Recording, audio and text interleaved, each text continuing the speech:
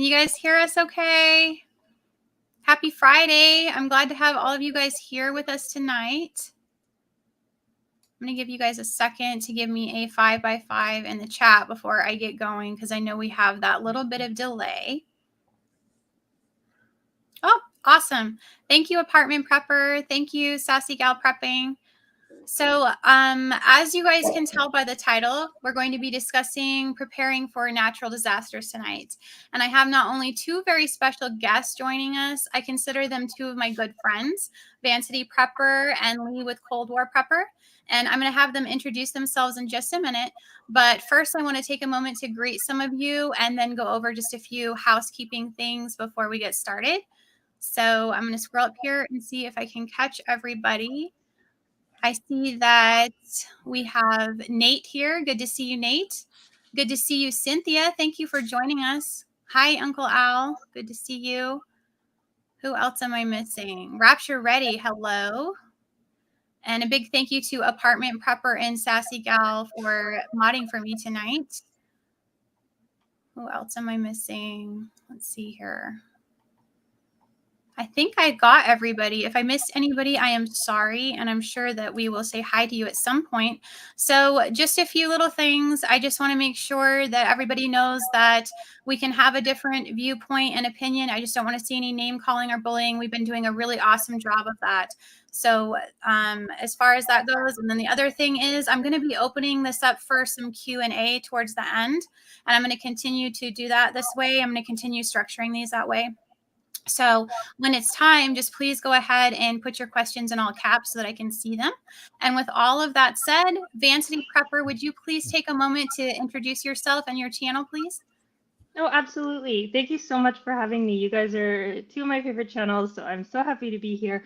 And it looks like there's some really fun people in the chat. So thanks for all for stopping by. So we have a channel that's, maybe about 6 months or so old. And basically there's two of us. My background is I'm a geological scientist. I specialized in volcanoes, but I did a bunch of other stuff too. I graduated with my undergrad in 2005 and then went on to grad school a couple times. So I've been doing it a little bit while. And then in that time became a licensed paramedic and did some of that work as well. And the other half of the channel, he flies helicopters for a living. So he sometimes it's like rescue related or, evacuation or fighting fires, stuff like that. So that's kind of how we are quite interested in the natural disaster topic. And so our channel, we have some preparedness minded topics, and then we also try to discuss different situations for natural hazards, different examples, just trying to bring awareness to the ones that are happening in our area. And we've actually been a little bit less busy on our channel lately because we're doing a massive move, relocating to a whole nother part of Canada. So we are excited to catch up on all you guys' videos as soon as we're a little bit more settled, because I'm behind and I'm missing all the material. So yeah, that's us. Amazing. Okay, Lee, would you go ahead and take a moment to do the same? Sure. I'm Lee with Cold War Prepper, and I started prepping. My next door neighbor was the block civil defense warden during the Cuban Missile Crisis and built a cinder block fallout shelter in the backyard. So that was my introduction to prepping. And back then, all we had was lifeboat rations and cans of tuna and Spam and stuff like that. But so I've been kind of into it. And then in 1980, I started building a bug out bag. And so anybody who I'll be happy to argue with anybody about the advantages of doing it yourself versus buying a new one. Because my bug out bag that was 30 years old got stolen out of the back of my car. And so, I looked at the parameters. I said, the best thing to do is buy one that's pre-assembled. I'm going to change it out over time anyway. I probably changed out all the original stuff 2 or 3 times in the old one. So I just, bit the cookie and went and got an Echo Sigma bag and very happy with it. But anyhow, my first 21 years, I was a Russian code breaker. And then after that, I got into human resources management. And when I decided to leave human resources management, I got into disaster response. So I had a disaster response company, things such as Rita, Katrina, Wilma, all kinds of different hurricanes down here in the central Texas area along the coast. So BA in Russian, of course, in 1990. Got both of my masters in 2000. And that was an MBA. Oh, no, I'm sorry. 1980 was my BA. 1990 was both my masters, an MBA in production operations management and an MPA in human resources management. And I retired right after Desert Storm and started doing this. So just having fun. Now I'm totally retired, sold my store and just totally retired and sitting at home and doing what I can. Amazing. All right, guys, you can see these are two amazing channels. So if you're not subscribed over there, you're missing out. They're definitely a wealth of knowledge. And I know I learn a lot from both of them. And my mods are going to be dropping their links throughout the night. So please go over and check them out. And so I know there have been some other lives that have been done on specific disasters, but I wanted to put something together where we could discuss each of them and kind of provide you guys with some general preparedness information. So I know that not all of us live in an area where we're going to experience each one of these. So by going over each of them, I feel like it gives us all an idea of what we need to do to be prepared, right? So my first question for the panel is, what do you think is most important when dealing with any natural disaster? Well, I can start. I think that having mental fortitude and having your mind in order is the number one thing to deal with any disaster. Having your health also in order to the best of your ability. Of course, we all have challenges. Some people have disabilities and things like that, but being the best version of ourselves with what we can work with, we're going to be a lot more adaptable when things go sideways. Trying to rid of any addictions is going to make us more adaptable when things go a little bit sideways. And that mental fortitude piece of staying calm. I remember before I became a paramedic, I always wondered why they don't run onto the scene. It's like somebody's hurt, somebody's sick. Why aren't they running? I know why they're not running now. You want to keep your heart rate down, but you also are doing your scene assessment as you walk into the scene. So being calm, and there's lots of tools to do that, but getting there is so important. And also not using an elevator in a disaster. So I throw that in. Awesome. Cold War prepper, what do you think? Well, I thought about this, and I think the most difficult thing in almost any disaster is getting good information so you can make wise decisions. There's going to be the cloud of speculation. There's going to be contrary information you're going to receive from different sources, and trying to get good information so you can make a good decision about what you need to do and what your next step is going to be one of the hardest things to do. And then sorting out that information and determining which one is the most viable so that you have a good plan of action. Mm-hmm. I agree with both of those. Awesome answers. So for me, I feel like it's just having a plan. We need to have a plan in place and have that practiced with our families. And they need to know how to respond so that even though that natural fear response is triggered, they have those skills and that knowledge to be ready for it. And kind of going along with what Vancity was saying, I feel like one of the first things we have to do is get a hold of that fear in the first place, because if we don't, and then we're not going to be able to handle it ourselves or help anyone else.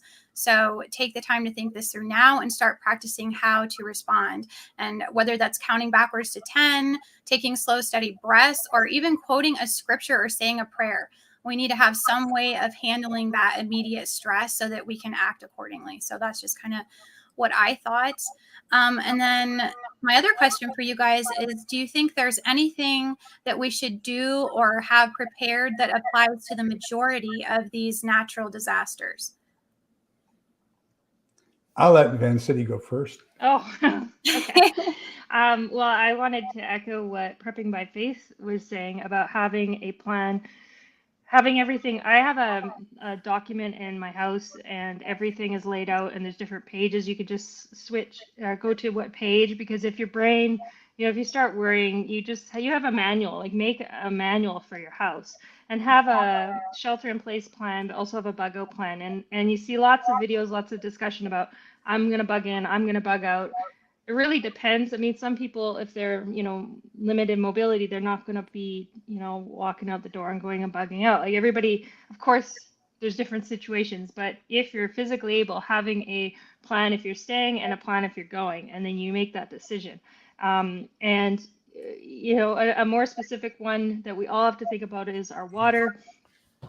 Where is it going to be stored? How are we going to get it? And how are we going to treat it? Water is something that applies to all natural disasters because it's going to be a commodity that is challenged potentially in any situation.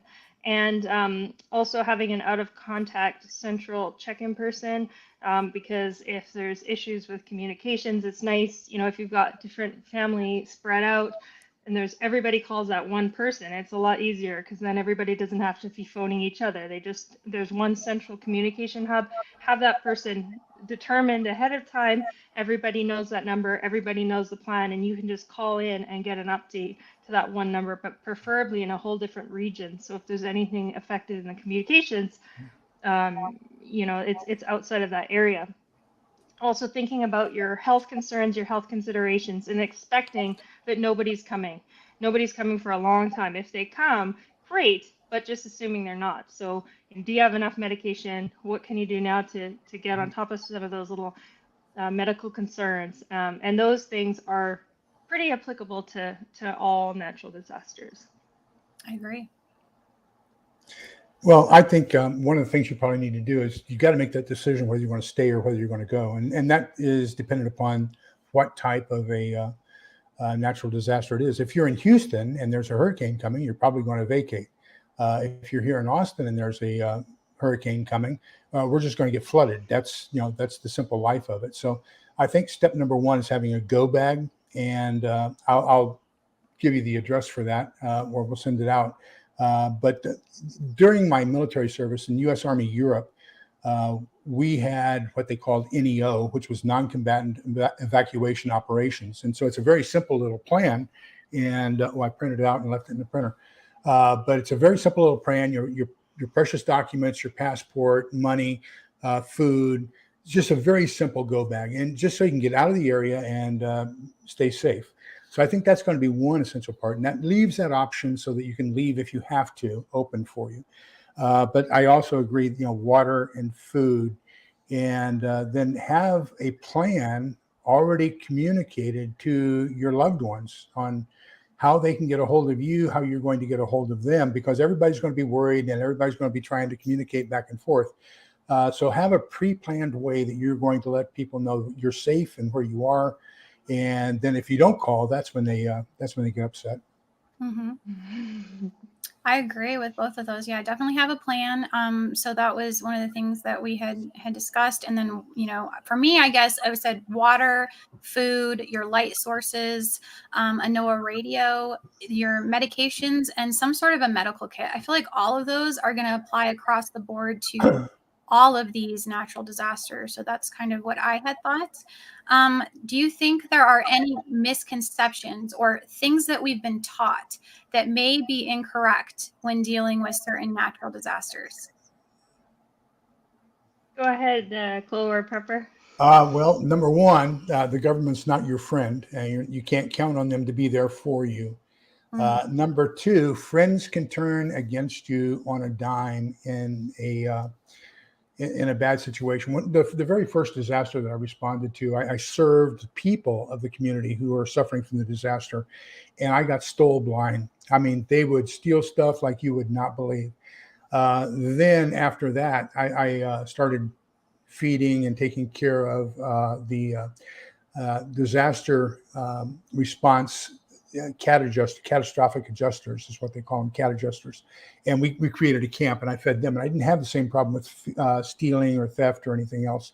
But you have to be aware that people who have undergone severe trauma, their morality, there are limits that they would normally have in society all of a sudden don't exist anymore, and they're going to do what they need to in order to take care of themselves the way they think they need to be taken care of. So don't trust everybody you see in a disaster situation.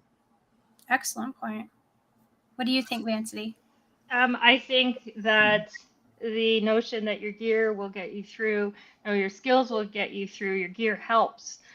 Skills over gear, 100%. Knowing how to use every piece of equipment in your medical bag. Obviously, it's not practical to go and become a licensed practical nurse or something based on time constraints. But having an idea and physically, prepping those items, physically using them, if you understanding how the tourniquet works, hopefully having professional person teach you how to use it, but going through and feeling the material, try putting it on, all that kind of stuff. Well, in a safe way, obviously. Right. But getting that muscle memory and doing practice scenarios with your family, like going any sort of training that you can do that's formal is more valuable than any kind of gear. I often hear that they stock gear because someone might know how to use it. I hear that a lot, and that could happen for sure. But what would be better is if you knew how to, not you, anyone knew how to use the gear Right. that they have stocked in their home already, and just spending time to get those skills and taking an interest in it is a little bit to what you were saying before. Like when you understand how things work and you have that knowledge, it really reduces the fear. Because I've said this story before on other live streams. I remember I used to be really nervous when I saw an ambulance somewhere, and now I understand that it's not necessarily a bad thing because sometimes it's minor. But if you understand how all that stuff works, it's a lot less worrisome. I agree. So skills over gear. Also, the notion that we can't predict natural disasters at all. Like you can't scientifically predict an earthquake, but a lot of the volcanoes and stuff, they do have some warning.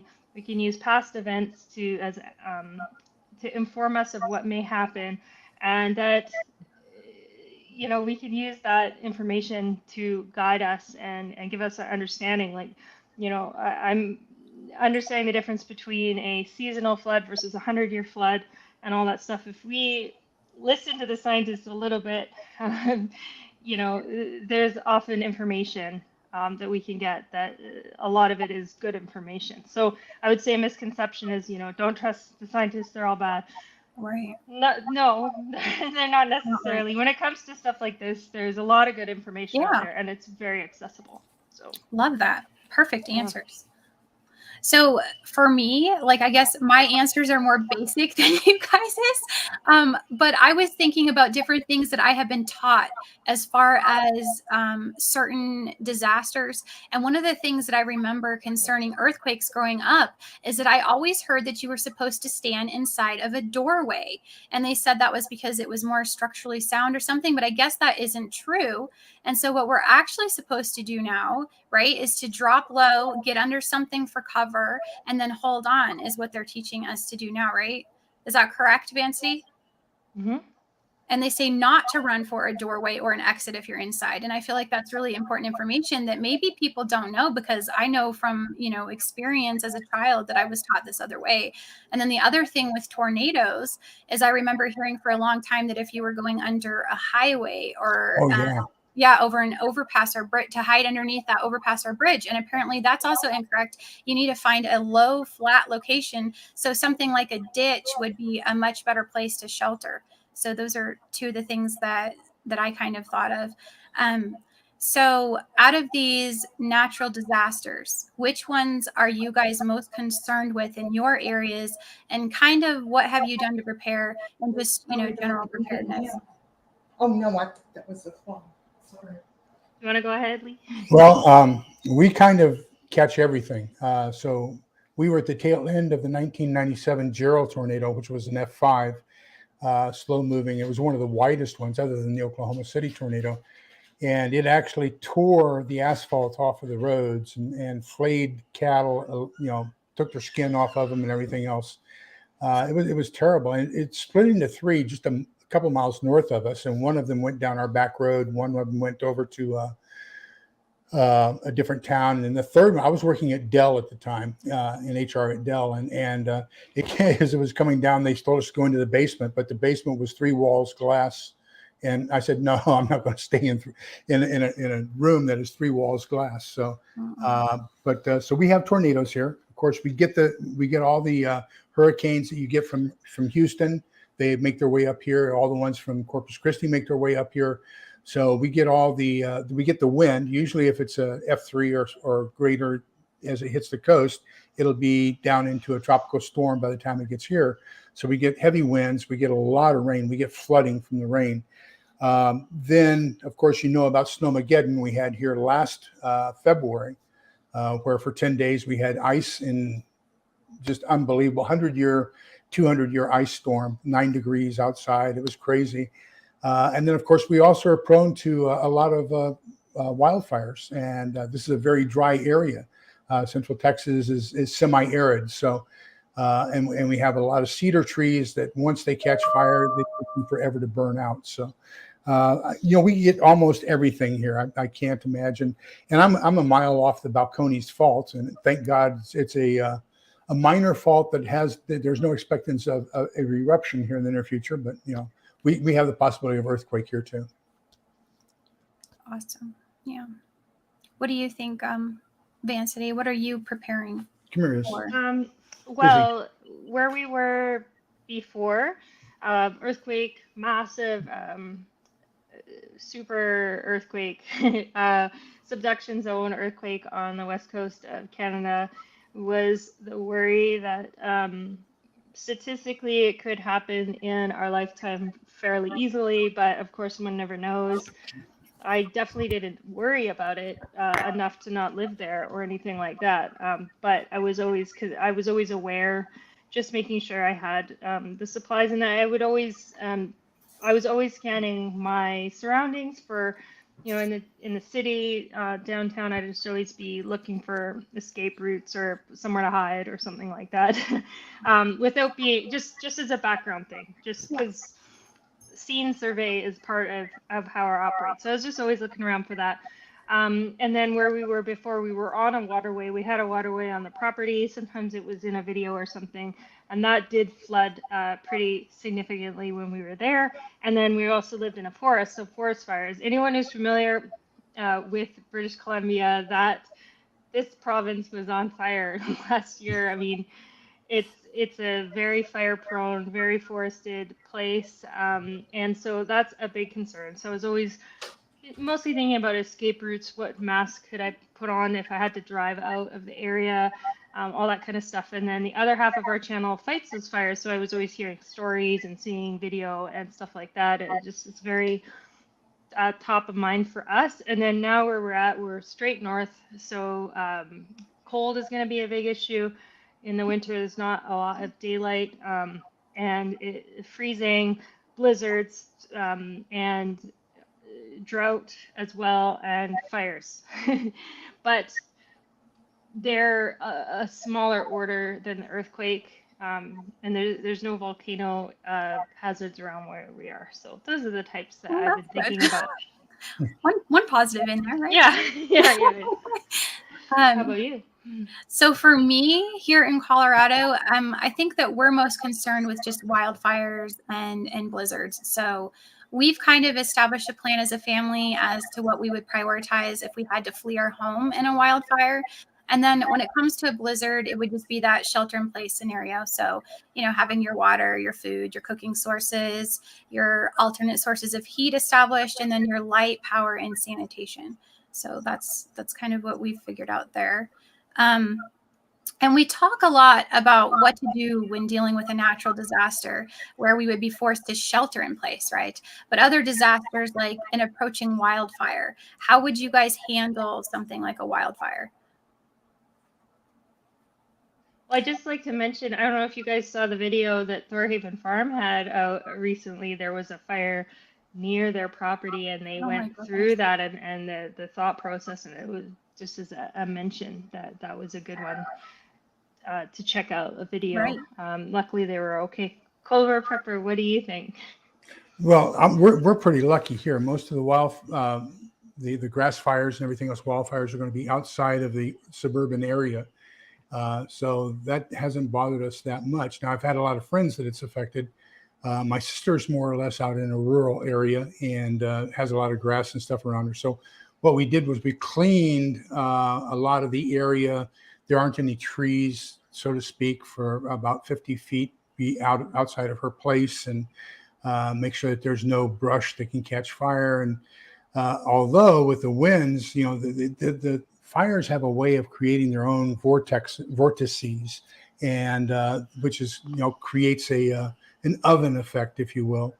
And so that vortex can really take that fire and propel it somewhere else very easily and very quickly.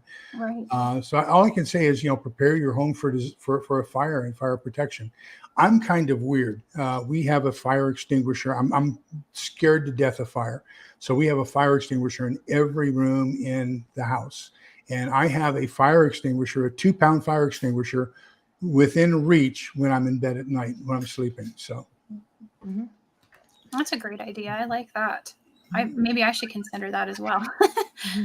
So I guess for us, our goal would be to get out in plenty of time so that the roads aren't packed. So that's something else that I've thought about. And I think, being prepared like we are and, being of the prepared mind, I think that that's going to put us ahead of the game, because I think a lot of people will be in that panic mode where they're just grabbing random things. They don't know what they're doing. And so having a route prepared, having extra maps on hand, I think is important for your local area. And then as far as what we would bring with us, I think that we would, in that event, it's more of a local threat. So we would bring some of our prepping items with us, obviously our go bags. And then I think I would focus on more of our expensive type preps that we wouldn't want to lose, right? So those things that are going to cost us more to replace. And then we would also want to make room in our vehicles, for some personal keepsake items, I think, in a situation like that, right? And then you're safe, and a few things that are important to our children. So those are just some things that I've thought about. So let's briefly kind of cover each of these as far as how we should prepare. So let's go ahead and start with earthquakes. Is there anything that we should know when preparing for them, do you think? Well, I can give you my experience with the, what was it? I forget the name of it. But anyhow, I was in Monterey at language school in 1971. And there was an earthquake not far. The epicenter was only about 20 miles from Monterey. And we were in the 3rd story of a wooden structure. And the only way to get out was the wooden stairs that were attached to the outside of the structure. And they were separated from the building. So I will never, ever again in my life live on the 3rd floor with wooden stairs that can be separated from the structure during an earthquake. That was not a good experience. No, I can't imagine it was. My goodness. What about you, Vancity? I know this is kind of in your wheelhouse. Yeah, it is. Well, we do have a video about earthquakes, or a few of them. So if anyone wants to see more details about my opinion on the matter, there's that. But a lot of it's preventative, right? If you live in an earthquake zone, know that you live in an earthquake zone, because we've talked a lot about how there's, of course, places in the central United States or on the East Coast that maybe don't have as much. A lot of people aren't aware that it could happen there. So at least knowing that it's a possibility is helpful, because then it happens. It's like, okay, this is a normal thing that can happen here. And then, act accordingly. A lot of it is preventative, like securing all the belongings in a person's home, of course, going around and attaching large cabinets and things that can fall over. Securing those is really important. And, taking a look at the more vulnerable areas, like if there's a person who is more vulnerable in the home or any children, like looking at their room in particular. Of course, they could be at any place when it happens, but right. Checking around like their sleeping area and stuff, attaching things to the wall. I always made sure that I didn't have like a giant piece of art hanging right above my bed or something, right? And assuming that sheltering in place is going to probably happen. So being prepared for that. And a way to turn off the gas, Yes. you can have something, attached to your gas meter that you can get that done right away. So, if anyone who is unsure if they live in an earthquake area, check out a map that shows earthquake hazard in North America or whatever country that you live in, and then literally go and just read the suggestions and start doing those things to be ready in case it happens, because they do happen. It's normal and natural for them to happen. Well, and building on what Vancity just said, I would like to say that if you're going to get a tool to turn off your gas system, get a non-conductive wrench. Because if you use a conductive wrench and you get a spark when you're turning that off and there is a gas leak, you're going to blow everything up. So you want something that does not spark or create any kind of conductive electricity. That's a Awesome. very good point. Mm-hmm. Yeah. So one of the other things I guess I had heard is that you always want to try to shield your head and neck. And you want to move away from any glass, any heavy objects, and you need to be prepared to take cover again if there are aftershocks. So that's something else that we need to think about. And then there's different, situations that you might be in. So if you're on the road and you're in a car, you want to pull over and stop and set your parking brake. If you're in a bed, you want to turn face down and cover your head and neck with a pillow. And if you're outdoors, you want to stay outdoors and stay away from buildings. So that's just some of the things that I wanted to mention. And then I guess there's always the possibility of a tsunami, right? With earthquakes as well, if you're on a coastline. So you need to be aware of that. And you always want to try to avoid contact with floodwater because it contains debris or sewage or chemicals or anything like that. And it's just something that I thought of, but I guess if I was on a coastline in an earthquake prone area, you might want to even consider keeping some of your preps in an elevated space. Maybe keep some of those upstairs at your top floor, not everything, but, some basics like some water, some snacks, some medical items, something like that, just in case you were stuck in there and had to move up to the top floor. Just something that I thought of. So how do we prepare for hurricanes? It all depends on where you live. Yes. What I do here in Austin is quite different from what we did when we lived in Houston. But typically you're going to do something there's going to be very strong winds. And so you want to protect your glass from breakage. And there are two methods. The method I used was I just took some heavy duty tape and taped the windows, put big X's on the tape on the windows. So that if they did break, I'd have minimum spillage of broken glass into the house. Other people would cover them with plywood, but yeah, that's just kind of time consuming. I didn't do it, didn't need to. But the other thing is you're going to have flooding for sure. So make sure you're prepared for that and get anything that you think can spoil off the ground to get it as high up as possible. There you're going to lose utilities, and so your utilities include electricity, sewage, fresh water. And one thing that nobody, you see all these, I'm sure you've seen the pictures of Katrina and Rita and Wilma and Sandy in New York. It's nice to see those pictures on TV, but what you don't get is the raw stench. I mean, it smells so bad that can almost overwhelm you. It can drive you. So one of the things, if you're in a hurricane area and you're going to be hit with a hurricane, get some sort of a face mask, something so you can take care of the odors you're going to be dealing with, because by the second day, it's going to smell like all get out. Great information. What do you think, Vancity? Well, I think I've never lived in an area where it is a big concern, but I just couldn't help but think about Cynthia's channel, The Biggest Prep. She talks about it so much that I would, one thing would be to go over and watch some of her videos about hurricanes. Excellent point. I think everybody should do that as well. She has a great channel if you guys haven't checked it out. And I think she was in chat. She may still be in there.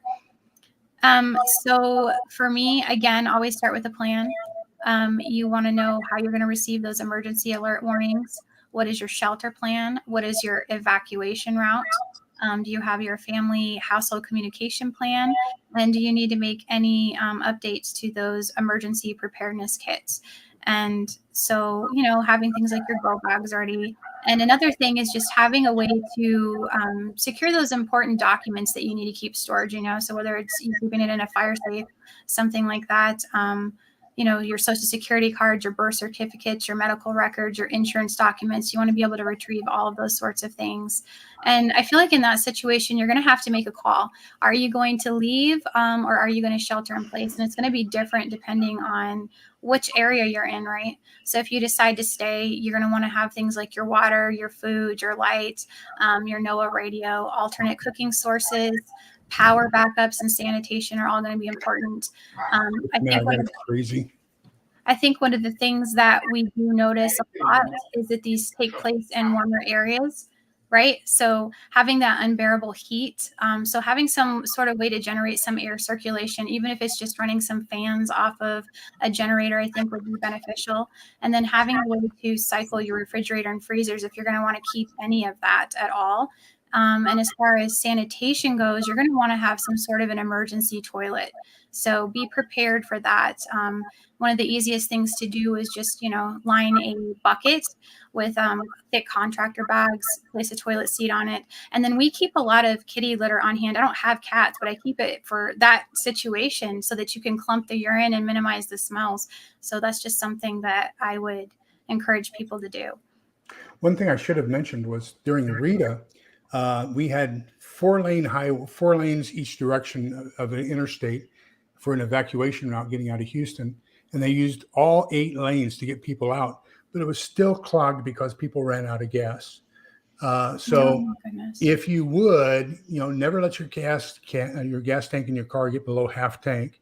And then if you're going to evacuate for a hurricane, the first thing you want to do is fill up your tank and then have an extra gas can you're going to take with you. I'm going to say that probably 60% of the vehicles that got onto Interstate 45 and started heading north towards Dallas ran out of gas, and just that clogged it and made it even worse. So take care of yourself and make sure you have plenty of fuel in your vehicle if you're going to evacuate. Great advice. So what do you think we can do to kind of prepare for tornadoes? I know we kind of touched on it briefly, but is there anything that you guys want to expound on that particular one? Well, it's just another situation of always thinking ahead of the places that you are located and where you're going to go if one happens. So, of course, if you can go into a basement or an interior room in your home, stepping away from any glass, and just always having that awareness of if you had a few minutes notice, where are you going to go? Exactly. At Fort Sill, right outside of Fort Sill, Oklahoma, is the town of Lawton. And if you buy a home in Lawton, it has a tornado shelter in the backyard already built there for you. Awesome. So I guess it just depends on the area. We're right at the tail end of Tornado Alley. So just be aware, find a place inside the house where you can hunker down, and don't live in a manufactured home if you're in Tornado Alley. That's the best advice I could give anybody. Right. I think most of us should be aware that if we hear a tornado siren, we need to seek shelter immediately and not ignore that. I know a lot of people make a bad habit of ignoring those sirens, and they're there for a reason, to protect you. So I just wanted to emphasize that. And if you don't have adequate shelter, there are public shelters, but you want to scout those out ahead of time. Make sure you know where they're at and where the closest ones are to your home so that you can get there quickly. So that's just a couple things I thought of. So going back to floods, how can we be prepared for those? Well, I could start on this one. So most places have geologic maps made showing floodplains. So look up, first of all, people can look up online, Google, figure out if they live on a floodplain, because there's different levels that have been mapped. There, would be the seasonal flood, and then, as mentioned previously, the 100-year flood. So yeah, I mean, maybe a person's never seen a flood in their area, but they may live in the 100-year flood plain. So figure that out first. And then also look at your main evacuation routes that you're going to have no matter what, because we all need that. If we're preparedness minded, we need to have different evacuation routes for different reasons. Like even if it's just to get to a hospital, in your own, when there is no natural disaster, you need to know how to get around, right? So check if any of those routes that you would use cross a floodplain, because that actually happened to us. There was catastrophic flooding where we were in the fall, and we were okay, but the road, the one road in, one road out, the road, a couple kilometers down had an issue where you couldn't get through down there. So where we, that just basically, even though it was nowhere near us, it would have landlocked us basically. Right. And so just knowing a difference between the types of floods and just getting a little bit educated about the area that you're living in. Mm-hmm. What do you think, Lee? I think you definitely know your route because there are going to be certain dips in the road that are subject to flooding more so than others, and don't hit those at high speed. You'll drown out your engine. remember that if there's 2 inches of water on the road, your car is subject to hydroplaning. And when I was growing up in El Paso, it only rained twice a year, Memorial Day and 4th of July. So those are the only 2 days it rains in El Paso, but it floods when it does.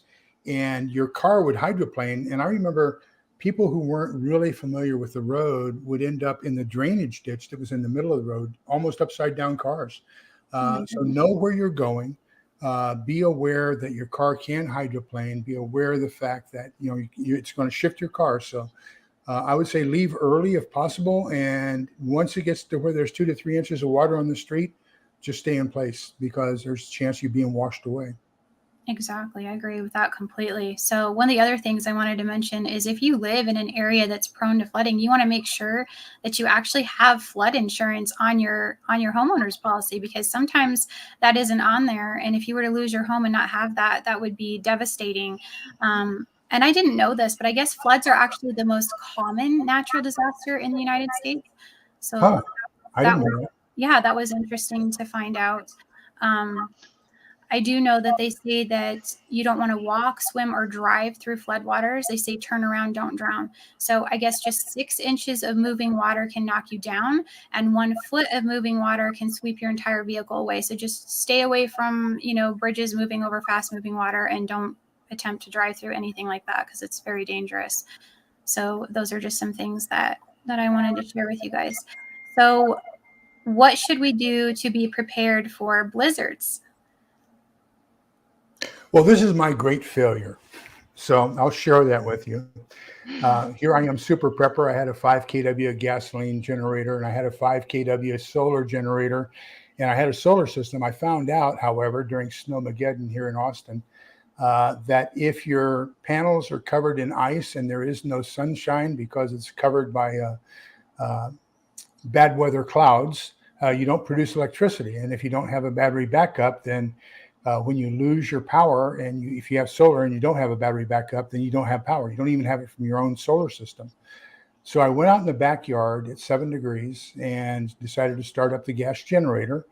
And then I realized that I hadn't planned it out as well as I needed to, because in order to get the electricity from the backyard through this door right here into the house, I had to leave this door open at 7 degrees. So that means in order to run a small heater, in order to heat up the whole house, I had to open the house up and expose it to 7 degrees. So make sure you plan it. How are you going to get that power cord into the house and transfer that power from the backyard into the house in order to heat up the house? So we gave up on all of our external additional power in the winter and said, we're just going to have to do without, and used a set of candles instead. But think things out beforehand, which I did not do. And now we have a plug on the outside that is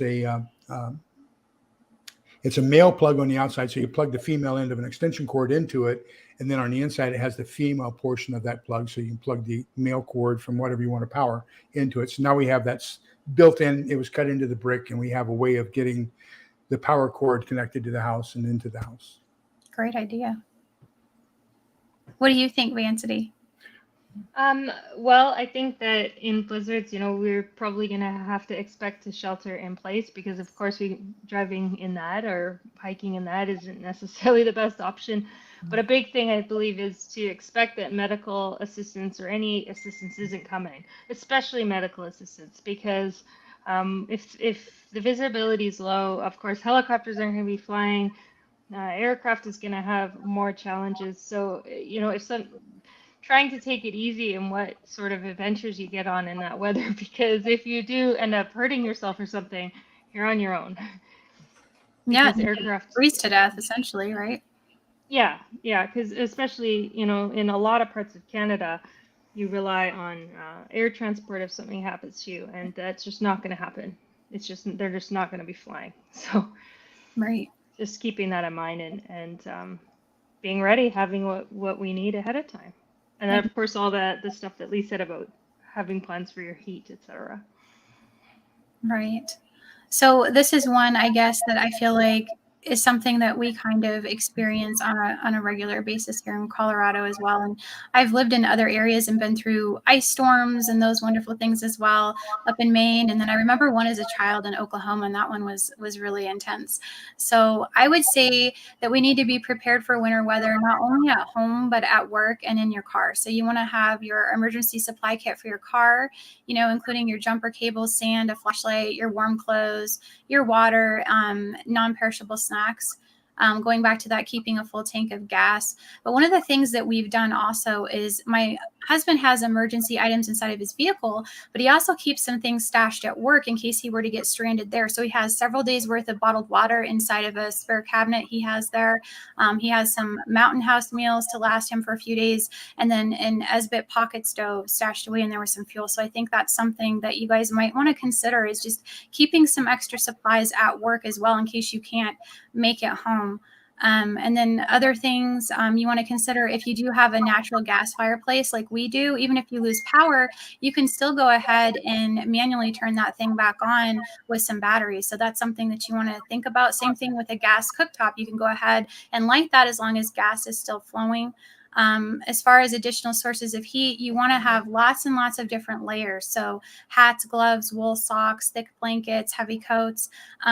I think most of us are aware, but if you're not, you can erect a tent inside your living room. That's something that you can do to stay warm. And even put one over your beds as another great option. We actually purchased something called a bed tent for our girls, so they can bunk together in that full-size bed. So we have one of those in case. Having thick plastic sheeting to tape off a room to kind of, you know, keep in the heat. You can take towels and roll them up along your windows and doorways to help with drafts. And then remembering just to kind of monitor that temperature inside. If it drops to a certain point, you're going to want to go ahead and turn off that water so your pipes don't freeze and burst, because then you're going to have another issue. And then one other thing that I wanted to mention is I feel like some of us kind of forget it's really cold outside. So if you don't have generators or something, you can still salvage that food in your freezer and out of your refrigerator by putting it inside of a cooler and then sticking it outside and putting something heavy on it so the animals can't get in it. So that way you're not losing everything.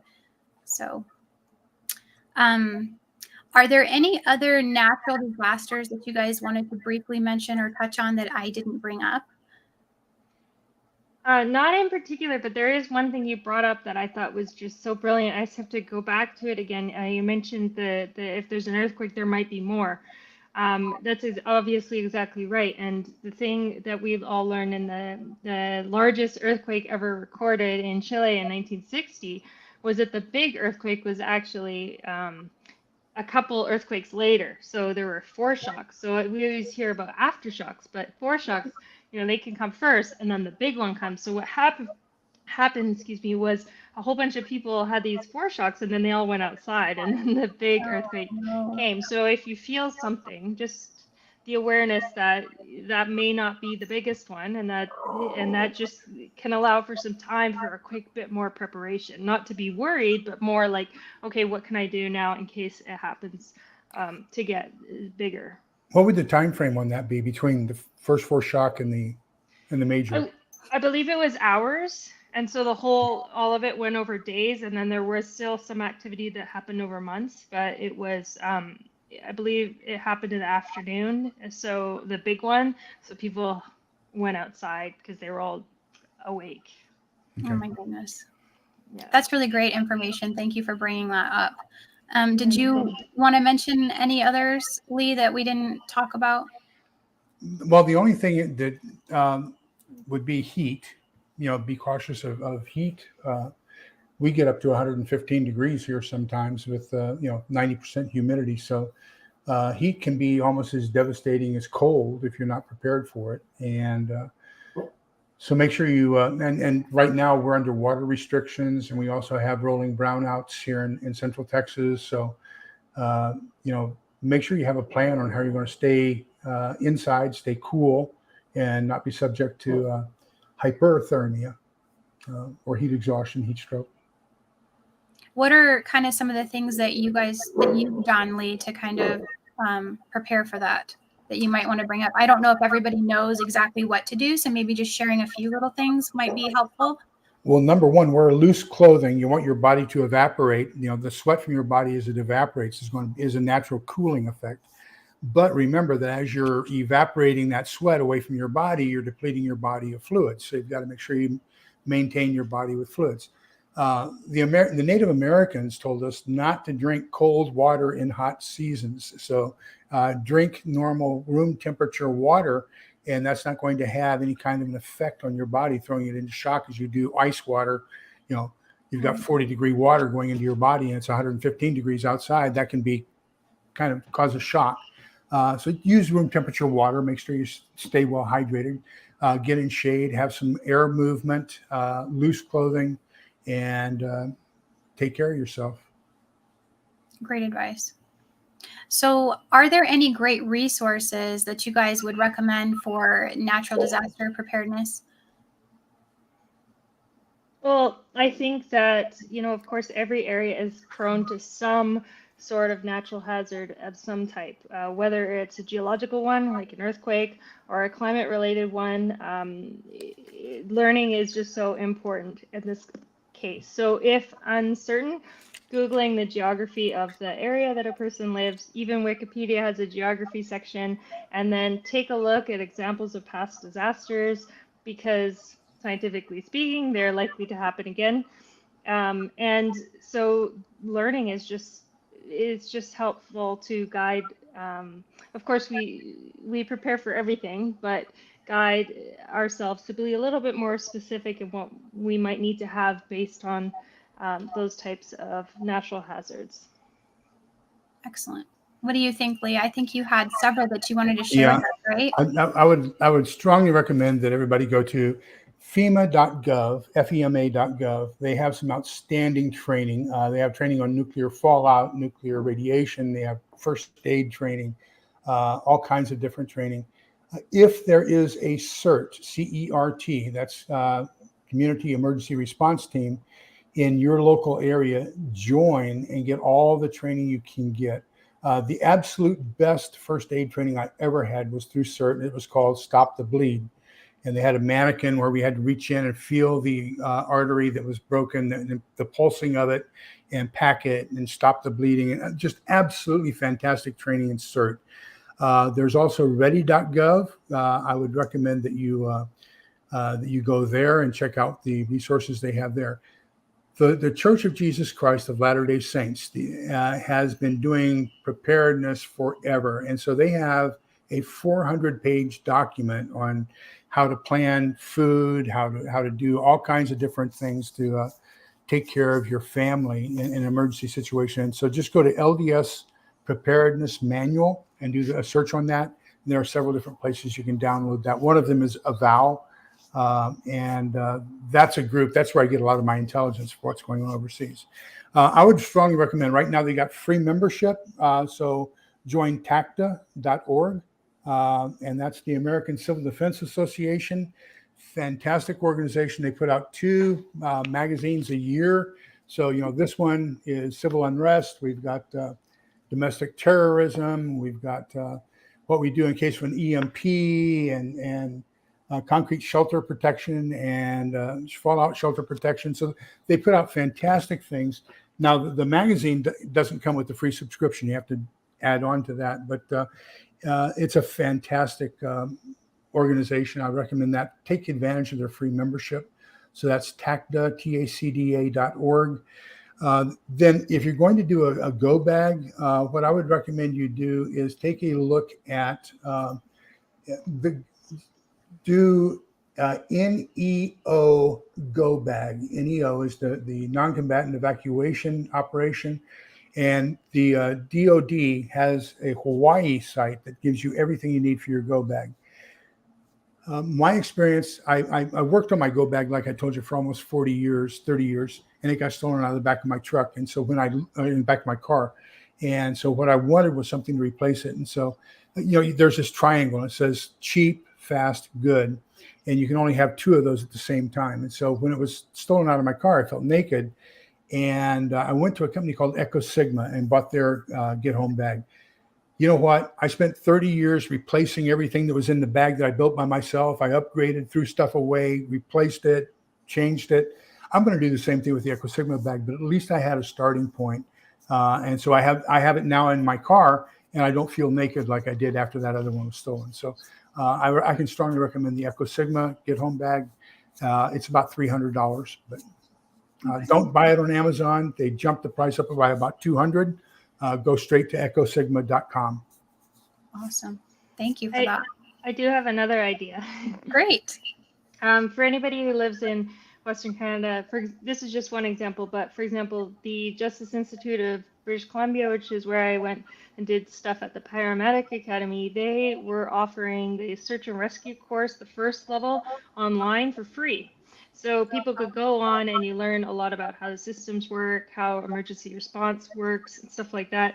So you can go on and get that course for free. And then of course, on my channel, I talk about getting training all the time. But of course, so skills over gear. But another way to do it is because I'm just seeing in the chat people talking about working in an office. If you have a kind of a regular office job, sometimes you can become like the first aid officer for your floor or something, and your office will often pay for your training because getting that training is not always accessible. But if you volunteer or be on like the emergency response team, then you get to go to like cool meetings and stuff to just learn. It of course depends on the environment, but any way to get that training is great. Especially CPR and AED. Mm-hmm. Awesome. Yeah, absolutely. Yeah. So I have one last question for you guys. Is there any advice you want to leave everyone with when preparing for natural disasters?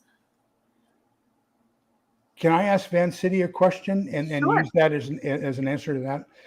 I have this personal thing that I don't like when people say they're going to buy suture kits and staple kits. And to me, if I'm in a disaster situation, in a very unsterile situation, trying to sew a wound closed or trying to staple a wound closed, I'm adding 2 more puncture wounds at each one of those sites. And so I think I'm tripling the opportunity for infection to set in. So what's your advice concerning sutures and staples in a non-sterile environment? Absolutely not. Absolutely never, never, no way. No way. No. I just absolutely don't agree with that at all. So we are in agreement. Yeah, I agree with you, but I don't agree with that. And I don't even agree with having it. A lot of the kits that people are getting are practice kits for like pig's feet and stuff like that, and they're not even sterile kits. So, I mean, if it's a thing they want to do like needlepoint as a activity hobby, like coloring an adult coloring book or needlepoint and practicing these pretend sutures, then that's exciting, great. But to actually do it to a person without being trained and signed off by a professional, like no way would I would not support that. But that's just me. So what would you guys do, I guess, in an emergency situation where you needed to take care of a open wound then as an alternative to the staple for sutures? What would you guys do? I prefer either Steri-Strips or new skin. Awesome. That's what I was looking for. Just another little piece of advice there. Yeah, I mean, there's things a person can do, but just try to take a course just so that somebody can make sure it's being done correctly. That's the only thing I worry about a little bit, like in that regard. Yeah. So in terms of things that people can do, time, how long it takes to grab your stuff and get out of the house, right? Because there's different levels, right? There's there's a fire in your backyard, you got to go. And then there's you have 15 minutes warning versus the different amounts of time. So actually trying that and going. And some people have had to try that not by choice. They've had to do it. And we have different tiers of what we're going to take with us, because if you really have no time, there's certain personal items are going to left behind. So actually practicing that as a family, which I'm sure you do, Prepping by Faith, and timing it, and then seeing what areas need improvement is probably a good activity. I agree with that. Definitely. Anything you wanted to add, Lee? No, I'm fine. You're fine? I've learned so much from Van City and you that I'm happy to be here. I learn a lot from both of you all the time. I think we all do. So I think it's great when we can come on here and just kind of brainstorm together and share what we know and what we think. And I think it's an awesome thing to do, and be a great part of that community. So I guess for me, the last little bit of advice that I would give you guys, sorry, I don't know why that's on still. I thought I turned it off. Happens. So I guess for me is just going back to that having a plan, I think, is one of the things that I want to leave you guys with. And like Vancity was saying earlier, the best thing that you can do is have a basic binder with that information in it, and having a checklist, because when you're in that situation, your mind can go blank. You can forget the stupidest things because you are just in a rush and you're overwhelmed. So having a checklist. And then what I have also done is created one for each family member. So even include your children in that, even if it's just a small role, give them something they can do that kind of keeps them, occupied, so that they're feeling like they're participating. They're not upset or fearful either. And it just kind of also gives them something to do so that you can get the task done that you need to do. So that's something that I've done. And then just kind of know where you put most of your emergency supplies. So have a particular set of shelves or a cabinet where you stash them, and put them in a container or a box that's labeled so that you can easily access them, I think is really going to be important.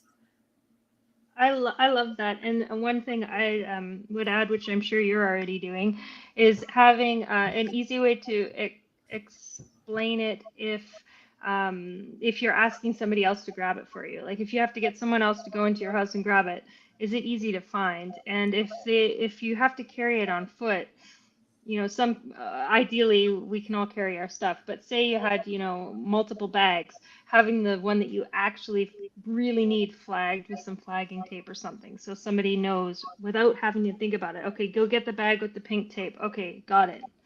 And that's Excellent idea. Love it. So I'm going to open this up real quick for questions. If anybody has any questions for either Lee or Vancity, could you guys please go ahead and drop them in caps for me in the chat so we can grab those?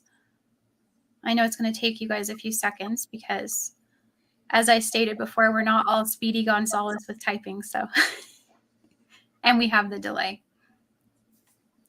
Bye, Uncle Al. Thank you for coming in. I appreciate it. Yeah, I see Uncle Al just had put out a video earlier. I'll have to check that one out. As a matter of fact, I've got a big city prepping video on hold that I've got to go back to and finish because of this. And then, did y'all see that interview Apartment Prepper did with the guy from Scotland? Yes, I did. Oh, excellent! fantastic. I was there. I was on the live. Fantastic! It was a great live. Yes, it was. It was very good. Take care, Uncle Al. Any questions, guys? I'm not seeing anything coming through. I know we covered quite a bit of information, I feel like, in this conversation. I don't see anyone popping up with anything. If there's anything, if you guys see anything, let me know, because I'm not seeing it. I did want to go ahead. I usually close with some sort of a scripture. So I'm going to share this one. This is in Proverbs 22:3. This is, the prudent sees danger and hides himself, but the simple go on and suffer for it. So I feel like that's kind of appropriate for what we've been talking about, is just being in that prepared mindset and knowing that if we have a plan, if we have these things in order, we're going to be much better off for it, right? So I wanted to share that one. And I also wanted to share this one because I know it's near and dear to your heart, Lee, and you love to close with this one. So I'm going to go ahead and share this for you and for the group, because I love it too. Numbers 6:24-26. The Lord bless you and keep you. The Lord make his face shine upon you and be gracious to you. The Lord lift up his countenance upon you and give you peace. Thank you. You're welcome. All right, guys, I don't see any questions in the chat. So I just want to thank you all so much for joining us. I really want to say thank you to Lee and Vancity for taking time out of their evening to meet with all of us and share all of their expertise. I know we've all learned a lot and really enjoyed them. And if you guys haven't subscribed, please go check out their channels. They are both amazing content creators and human beings, which is also wonderful. They're great friends of mine, and I really appreciate them and everything they do for this community.